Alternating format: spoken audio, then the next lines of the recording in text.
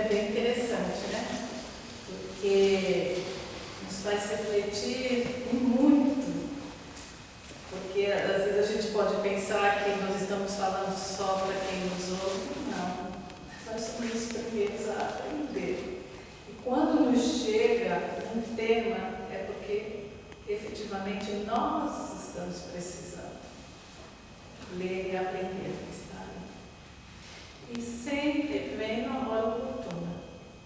Não adianta fechar os olhos e achar que é o acaso. Não é. Então, mas antes de eu iniciar propriamente o tema, eu gostaria de fazer uma introdução falando sobre a parábola dos trabalhadores da vinha, que está no Evangelho, capítulo 20, o Evangelho segundo o Espiritismo. É uma passagem muito, muito bonita e que tem muitos significados. Porque ela fala que um senhor da vinha, que era dono de uma vinha, ele precisava contratar trabalhadores para trabalhar para ele. Então, o que ele fez? Ele levantou muito cedinho e foi até a praça contratar trabalhadores. Ele fala na parábola que era a primeira hora do dia. Para os judeus, a primeira hora do dia é 6 horas da manhã.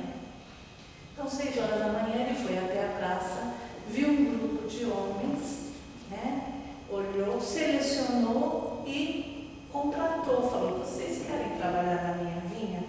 Eu pago um denário. Um denário era o valor, né, de um dia de trabalho para eles. Então, um dia todinho de trabalho valia um denário. E eles concordaram e foram trabalhar. E esse senhor da vinha voltou depois na terceira hora, ou seja, se a primeira hora foi 6 horas da manhã, quando foi 9 horas da manhã, ele voltou de novo na praça. E foi procurar mais homens, mais pessoas para trabalhar. E encontrou alguns ociosos e convidou-os para trabalhar também com ele. E assim levou essa outra leva. Só que com esses, ele disse que ia pagar o que fosse justo. Ele não acertou o preço, né, o salário. Quando chegou na 9ª hora, ele voltou de novo. 9ª hora já era meio-dia. Encontrou mais alguns homens, selecionou mais alguns homens e levou. É sempre no mesmo ambiente. Ele ia lá na praça, selecionou. E assim ele fez na 9ª hora. Ele fez... Não, na 6ª hora, que era meio-dia, na 9ª hora, que era 3 horas, e na 11ª hora, que era 5 horas da tarde, ele voltou na praça também e encontrou alguns homens lá, parados, ociosos, o dia inteiro esperando ser contratados. Sabe, acho que não sei se muitos conhecem os chapas que ficam na beira da estrada, quando passa caminhão, fica esperando alguém passar, contratados para ajudar. Eles trabalham por dia, por hora, contratada ali, para quem passar, né? Isso nós temos ainda no dia a dia. É só a gente ver nas grandes avenidas, ainda tem essa figura chamada chapa, e ela é prevista inclusive na CLT, no Código, né, das Leis Trabalhistas. E ele foi na 11ª hora, já era 5 horas da tarde, e viu aqueles homens ali parados, aguardando o dia inteiro. Ele falou: mas por que vocês estão aqui guardando o dia inteiro? Eles falaram: é porque ninguém contratou a gente para trabalhar. Aí ele falou: então tá bom, vem comigo, vamos trabalhar comigo, vamos na minha vinha. E levou também esses, né, esses últimos trabalhadores. E quando chegou no final do dia, que já era 6 horas da tarde, ele falou: vou pagar todo mundo. Chamou aquele que trabalhava e o ajudava, né, no pagamento, na administração da vinha. Falou: vamos pagar, mas vamos começar dos últimos até chegar nos primeiros. Vamos pagar primeiro os últimos, esses que acabaram de chegar. E aí chamou os últimos e deu a cada um deles um denário. A cada um deles. E aí ele fez com todos os outros. E quando chegaram os primeiros contratados, aqueles que trabalharam o dia inteiro, que começaram às 6 horas da manhã, ele foi pagar e pagou um denário para cada um deles também. Aí eles reclamaram do senhor da vinha. Falou assim: mas se esses últimos chegaram às 5 horas da tarde, trabalharam 1 hora só, ganharam 1 denário, nós também imaginamos que não tem que ganhar mais. Porque trabalhamos o dia inteiro, aguentamos peso, calor, o trabalho fatigante, e chega agora no final, vem me pagar 1 denário só para nós, não é justo. Aí o senhor da vinha falou assim: eu não faço injustiça com vocês.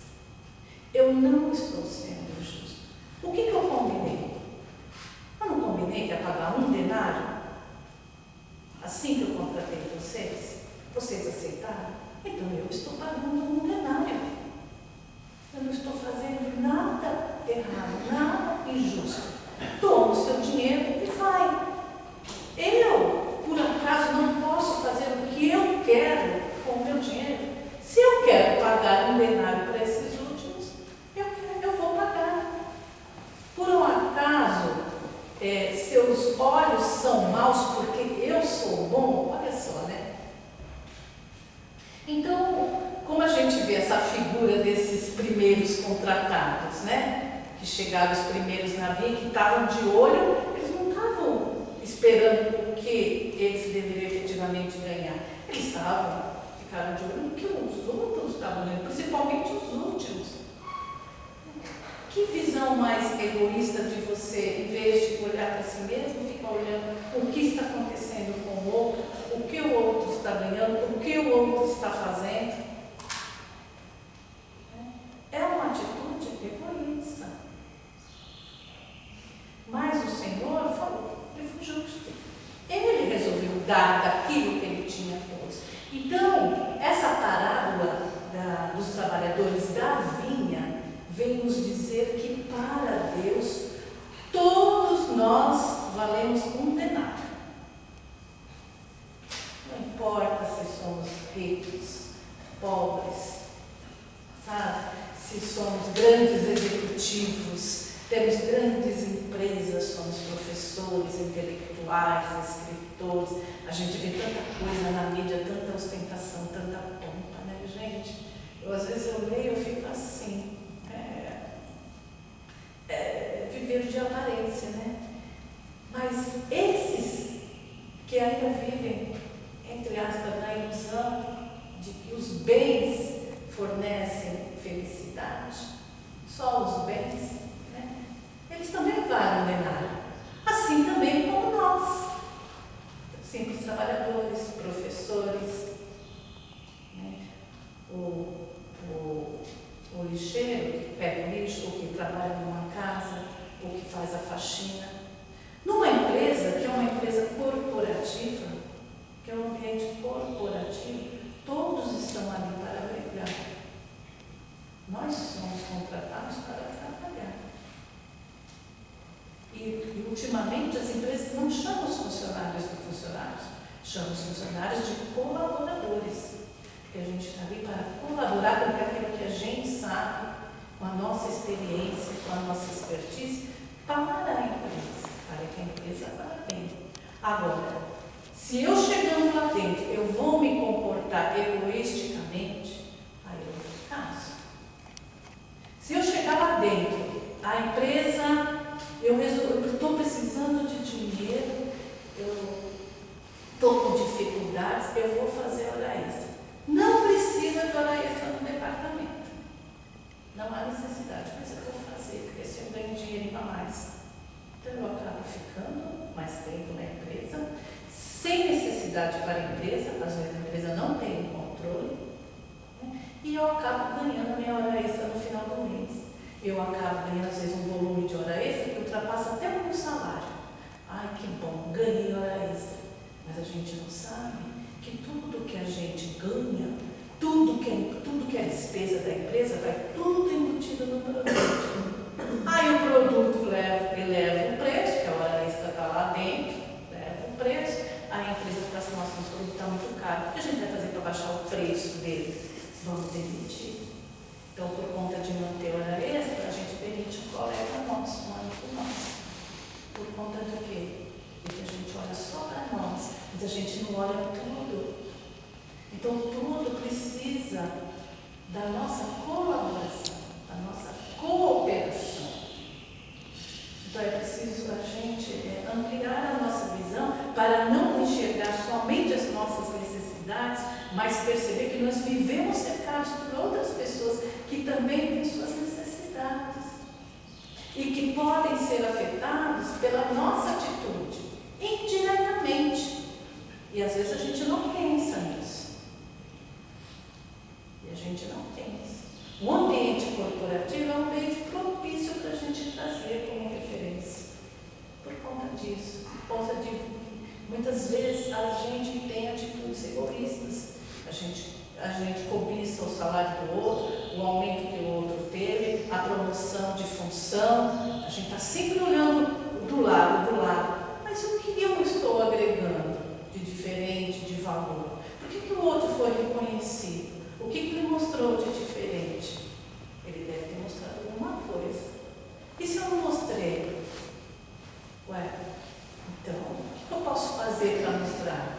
Eu posso melhorar, eu posso me especializar, eu posso ler, eu posso estudar, eu posso perguntar, eu posso ir lá, ficar no pé do chefe para tentar entender como que faz melhor. Eu posso me interessar pelo assunto. Mas isso é uma atitude nossa. Isso é uma atitude nossa. Então, para Deus, todos nós somos merecedores de oportunidades na vida. O Senhor da vinha é Deus. As diversas horas em que somos chamados a conversar, a vir, trabalhar, são as oportunidades reencarnatórias que Ele nos dá. Ele nos convida desde que Ele nos criou. Não somos iguais, não fomos criados na mesma época. Então temos evoluções diferentes, temos aprendizados diferentes, vivemos experiências diferentes. Ninguém é igual a ninguém, mas cada um é rico da sua própria bagagem, da sua própria experiência. E isso que é importante, porque quando a gente entende o nosso próprio valor no mundo em que vivemos, a gente sabe com o que a gente pode colaborar, o que a gente pode agregar, o que eu sei fazer de bom que eu posso agregar. Eu posso melhorar o ambiente da empresa, por exemplo. Eu posso dar uma sugestão como economizar água, economizar luz. Eu posso ver coisas que de repente outras pessoas não veem e estão ali, na minha cara, eu falo, não, eu vou falar isso, de repente isso vai ajudar a diminuir o custo do produto, as despesas da empresa. E assim é no dia a dia. Esse sentido de cooperação, lembremos que quando o Senhor da vinha ia na praça, o que ele fazia? Ele pegava um grupo de trabalhadores e levava. Então ele nunca levava um só, ele levava um grupo. Por quê? Porque nós vivemos em sociedade, nós somos convidados a viver, já nascemos numa família, com pessoas ao nosso redor. Essas pessoas estão ali para nos auxiliar, a nos instruir. Vivemos, vamos para a escola, vivemos com outras pessoas, com outras crianças, com os professores, vamos para o trabalho, convivemos. Nós convivemos o tempo inteiro. Então, Deus nos chama para quê? Convivendo com os outros, diferentes de nós, com olhares diferentes de nós, com experiências diferentes de nós, possam nos enriquecer e nós possamos também colaborar. É assim que funciona. Então, essa é a vinha de Deus. Esse é o convite para que nós, na atual conjuntura, reencarnemos como estamos reencarnados no planeta Terra, para trabalharmos essa união, essa conjunção de esforços. E o que nós aprendemos na doutrina espírita não deve ficar só aqui. Ou não deve ficar só aqui.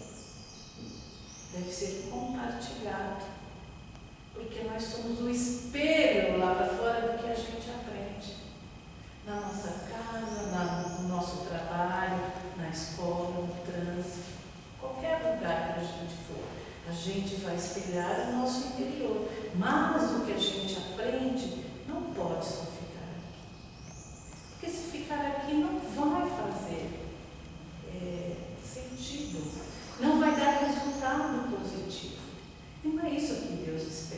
A proposta de Deus, o pagamento de Deus é o quê?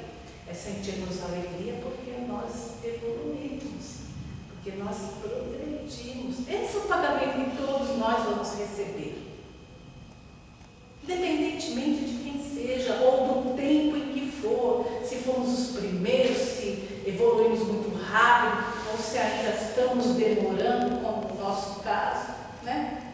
Estamos demorando um pouquinho mais, mas nós estamos tentando. Como diz Jorge Larrat, uma das condições para que nós sejamos convocados para o trabalho é que nós estejamos à disposição do trabalho.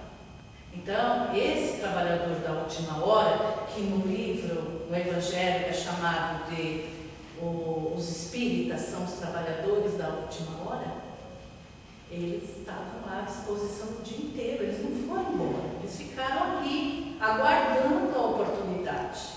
Então é isso que Deus espera de nós, né? Esse esforço, essa vontade, esse interesse e não esmorecer. Porque na vida nós vamos ter desafios e dissabores. Mas esses dissabores vão passar, assim como as alegrias vão passar. Tem uma parte do livro, do filme do Divaldo, O Mensageiro, que isso está até na internet, que a Joana de Ângeles fala para ele que tudo que foi colocado à volta dele nunca existiu como ele efetivamente via, né? Os problemas, o meio, nunca existiu. E que no fundo, quando terminasse a existência terrena, ele ia ver que o desafio dele, o grande desafio dele, não era dele com as pessoas, era dele com ele mesmo. E essa é a nossa grande batalha. Então, tudo que está à nossa volta é a vinha, né, colocada por Deus para nós trabalharmos. Então, Deus nos deu um ambiente familiar, um trabalho, um centro espírita para conviver. Então, Ele nos colocou em vários locais onde a gente vai estar trabalhando na vinha de nos transformar. Então, o que nós vamos fazer ali? O que nós vamos estimular de nós? A competição? Aquilo que o meio materialista nos impõe a todo instante. A gente abre a internet, a gente só vê o ter.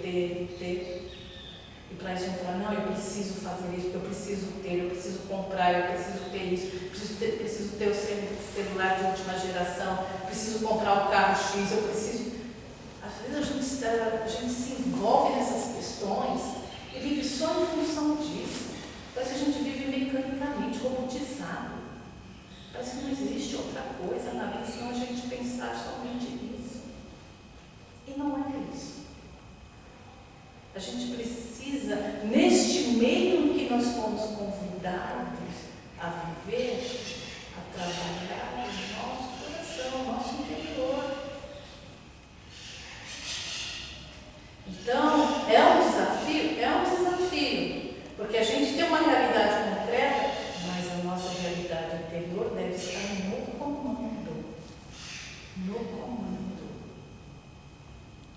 E isso que a gente tem que ter em mente. Então, o que eu aprendo? O que a doutrina espírita me trouxe de conhecimento? Quem sou eu na vinha? Qual está sendo o meu comportamento? Eu estou sendo egoísta?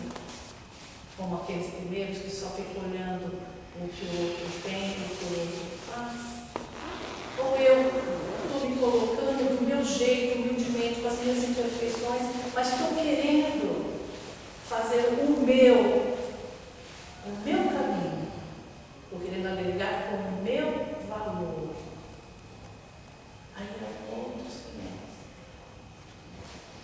A oportunidade é dada a todos. O pagamento é o mesmo, todos nós valemos a mesma coisa para Deus. E às vezes a gente vive como se isso daqui fosse ser uma coisa eterna, né? E não é. Um dia desse eu tinha 20 anos, hoje eu já tenho mais. Um dia desse eu não tinha dores, hoje eu já convivo com algumas dores.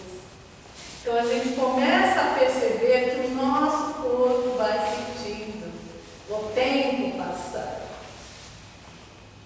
A nossa cabeça continua ali, bem, mas o corpo já vai sentindo. Então a gente já vai percebendo os desgastes físicos. Então muitas vezes a gente precisa tomar algumas atitudes antes para que esses desgastes não apareçam. Porque a gente tem responsabilidade com o corpo também. Tratar dele, cuidar dele. Porque é o veículo, né, que Deus nos deu para vivermos aqui e aproveitar essa oportunidade. Então, como nós estamos aproveitando essa presente reencarnação? Eu me lembro que quando eu era mais jovem, eu pensei assim comigo. Eu não quero saber de religião, eu quero aproveitar a vida. Lá para frente, quando eu tiver mais velhinha, aí eu vou pensar, porque agora eu não quero pensar nisso não. Ai, coisa errada. Então o que eu estou fazendo? Eu estou nesse ponto de falar, não quero saber, eu quero aproveitar a vida, não vou pensar nisso por enquanto. Não sabemos nós que o que nós aprendemos é sustentação para o nosso espírito, para a gente poder viver em harmonia conosco e com os outros. Que é remédio, que é refrigério, que é consolo, que é o que sustenta-nos. Mas quando a gente não tem a informação, a gente pensa errado. E como é bom quando a gente tem a oportunidade de ter a informação, porque a gente já vai passar para os nossos filhos a informação certa, para que eles não pensem como eu pensei um dia. Achar que eu tenho que viver, deixa a vida me levar, a vida leva eu. Deixa a vida me levar. Eu achava que tinha que ser assim. Não que eu quisesse ser ruim ou má, mas eu queria viver. E a gente pode viver. Viver sabendo que nós temos responsabilidades. É isso. E que a gente pode fazer opção pelo melhor. Se a gente faz opção pelo melhor, a gente sofre menos. Então, quem somos nós? Somos esses ociosos que estão esperando a vida nos levar? Ou somos aqueles que ainda estamos ali, persistindo nos erros? Eu caio, levanto, erro de novo, eu faço e vou assim nesse ciclo. Caio, levanto, erro de novo, caio, levanto, erro de novo, caio, levanto, erro de novo. E não aprendo com os erros, com as caídas. Não aprendo. Mas tem gente que não aprende mesmo. É inacreditável.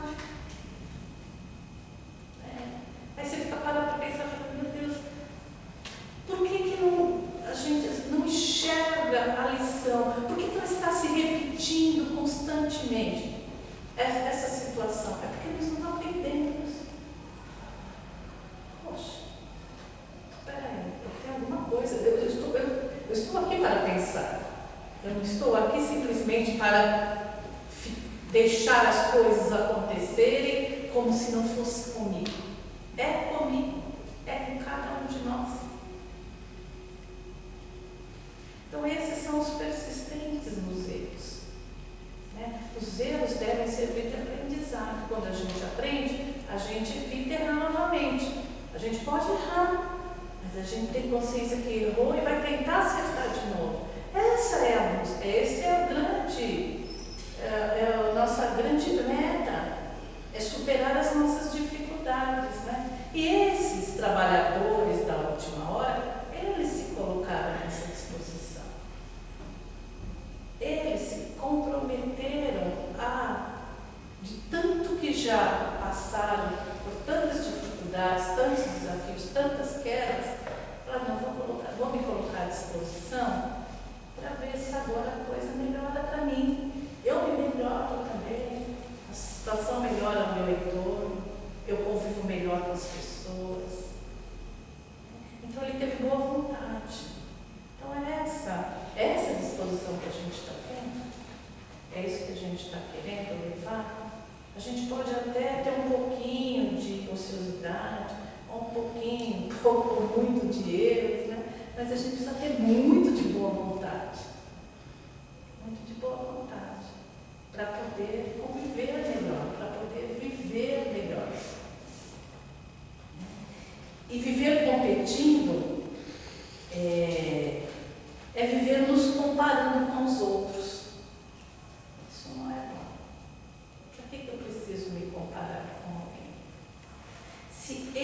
tenho meu valor, se aos olhos de Deus eu valho um denário, eu vou olhar para mim. Então, se eu estou aqui na casa espírita, eu tenho uma amiga que está trabalhando bastante, está se sobressaindo, nossa, ela faz um bolo maravilhoso, todo mundo elogia, todo mundo gosta, um bolo de cenoura ou cobertura. Aí eu olho e falo, nossa, só porque fez um bolo já está se achando, as pessoas já estão elogiando.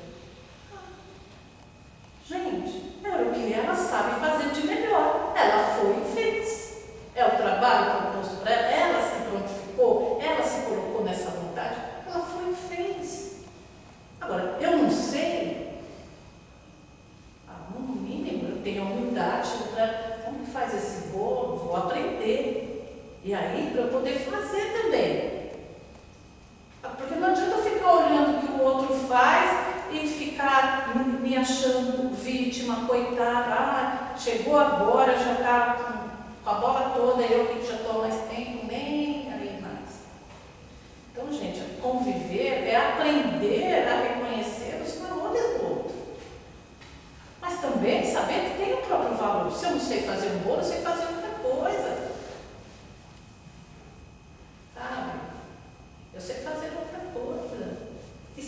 Mas eu posso aprender.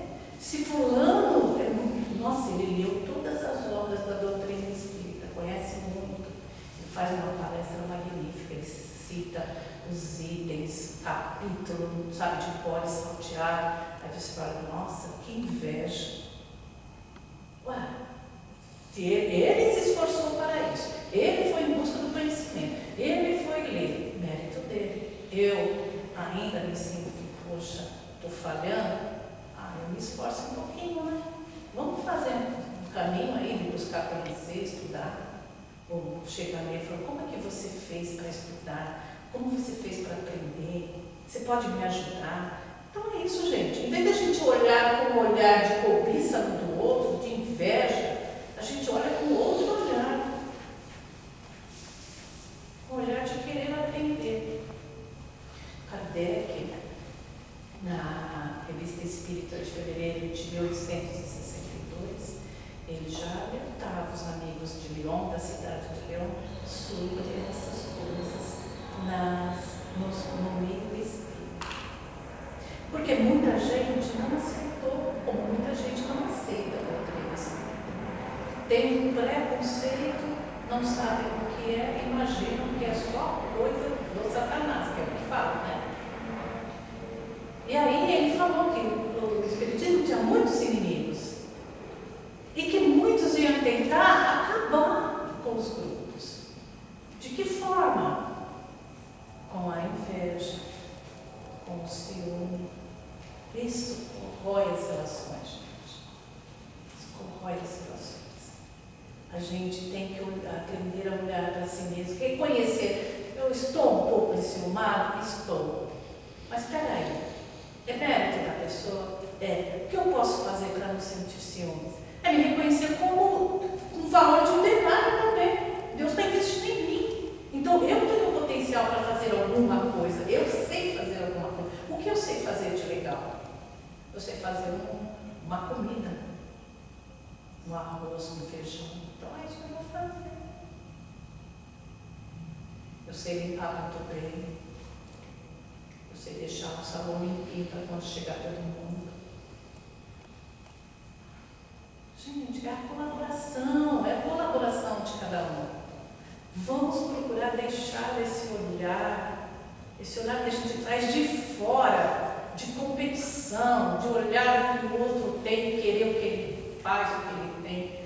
Vamos olhar para nós mesmos, que a gente pode doar para o grupo. Porque só assim a gente fortalece o grupo que a gente vive. Se nós não fizermos isso, nós não vamos fortalecer. E o essencial é que a gente leve esse aprendizado para os outros círculos de convivência nossa. Para a nossa casa, para o nosso trabalho, para a nossa escola. Né? Que nós exportemos boas condutas. Porque se a gente faz isso, começa a avaliar os comportamentos, a gente procura agir melhor. Um dia desse eu assisti um palestrante que falou da respiração. Quando você estiver numa situação de conflito, aflito, para, respira. 2 minutos, no máximo 5 minutos, se puder, respira. Então eu já andei treinando isso. Respira, segura, solta. Respira, segura. Porque assim você vai prestando atenção na sua respiração, você vai se acalmando, o corpo vai se equilibrando. E aí, né? Aí aquilo que ia explodir, não explode. Então a gente precisa achar alguns mecanismos, né? Porque o diálogo é a parte mais importante de um relacionamento. Tanto é que na questão, acho que 126 do Livro dos Espíritos, os Espíritos falam que Deus não deu a fala inutilmente. Gente, de que forma nós estamos usando, né, a nossa voz, a nossa fala? É para criticar ou é para colaborar? Então são atitudes que nós precisamos escolher. Né? E cooperar é ajudar o grupo, é auxiliar o que tem, é entender que você faz parte daquele universo, que você tem valor. Quando a gente entende que a gente tem valor, a gente não olha para ninguém, a gente só olha para nós mesmos. E aí fala assim, eu tenho valor, graças a Deus. O que eu posso melhorar em mim? Vou melhorar para ser melhor nisso. E aí a gente vai andando com o outro e não se afeta, às vezes, com picuinhas. Porque muitas vezes os relacionamentos acabam por coisas tão pequenas, como dizia Jesus, né, por bagatelas. Os nossos grandes desafios são bagatelas, que Jesus falava. Imagina. São coisinhas pequenas. Então a gente precisa aprender, né? Tem uma passagem, uma historinha de um elefante. Então vem dado várias pessoas. E aí tinha um elefante aqui e cada um foi e pegou uma parte do elefante. Um pegou na tromba, na orelha, na boca, nos dentes. E cada um descreveu a parte que pegou. E quando tiraram a venda, viram que era o elefante. Então, qual que é a moral da história? Cada um contribuiu com o seu olhar sobre aquela realidade. Não é muito melhor trabalhar em grupo? Não é muito melhor, ao invés de eu decidir sozinho, decidir com a minha família? Eu estou nesse dilema. O que vocês acham? Me sugerem? Um fala, outro fala. Sugestão, a decisão é minha. Mas eu tenho a oportunidade de ouvir a todos. É como aqui, tem um grande problema. Vamos discutir entre nós? Vamos. E aí, o que a maioria decidir, chega a ser um consenso. É isso que o Kardec falou também. Quando tiver um assunto a ser discutido, pegue a opinião da maioria. A maioria é o bom senso. É o consenso. E aí, se a decisão foi contrária àquilo que eu penso, tudo bem. Foi a decisão da maioria. Porque não se refere a mim, especialmente. Se refere à oportunidade, ao que o centro aqui está precisando. Então, o trabalhar, o cooperar em grupo possibilita essa junção de esforços. E não pesa para ninguém, gente. Para ninguém. Cooperar é sempre muito melhor do que trabalhar sozinho. Porque também não é essa a intenção de Deus. Não é isso que Deus espera de nós. Nós só vamos crescer enquanto vivemos na sociedade. Se nós não abrirmos esses olhos para essa convivência que deve ser melhorada, talvez tenhamos que vir mais vezes. Mas nós queremos ser os trabalhadores da última hora, né? Nós queremos ser os bons espíritas. Mas quem são nós? Os trabalhadores da última hora são os bons espíritas. Não é porque eu sou espírita que eu já sou trabalhador da última hora. Oh, sou trabalhador da última hora, os últimos serão os primeiros. São muitos os chamados e poucos os escolhidos. Eu fui escolhido. Não é assim. Eu fui bom espírita. Eu sou um bom espírita. Eu estou cooperando com o meio que vivo para que ele seja melhor. Porque esse é o nosso compromisso, é de melhorar as nossas condições de relacionamento aqui. Senão o planeta não vai mudar. Aí eu estou cooperando para isso? Ótimo. Mas se eu não estou, vamos acelerar o passo. Vamos melhorar. Vamos procurar. Então essa parábola da vinha me deixou reflexiva nesse ponto de que é bom saber, né, que todos nós temos o mesmo valor para Deus e que Ele investe em cada um de nós da mesma forma, dando oportunidades diversas. Ele nunca vai nos abandonar. Nós vamos sempre ter oportunidade de progredir. Agora, quanto melhor, quanto mais rápido a gente aprender, compreender, colaborar conosco mesmo, com o meio em que a gente vive, melhor. E o diálogo franco é a primeira porta que nós devemos ter. E mudar o nosso olhar sobre o outro, né? Deixar o outro ser o outro e vamos ser nós mesmos. Vamos valorizar o que nós temos, porque nós temos sim algo a acrescentar. Então, a minha terceira mensagem do dia, da manhã, Deus abençoe a todos. Eu agradeço pela oportunidade para visitar esta casa, sempre muito tranquila, muito em paz. Eu gosto de vir outras vezes também conversar com vocês. Deus abençoe.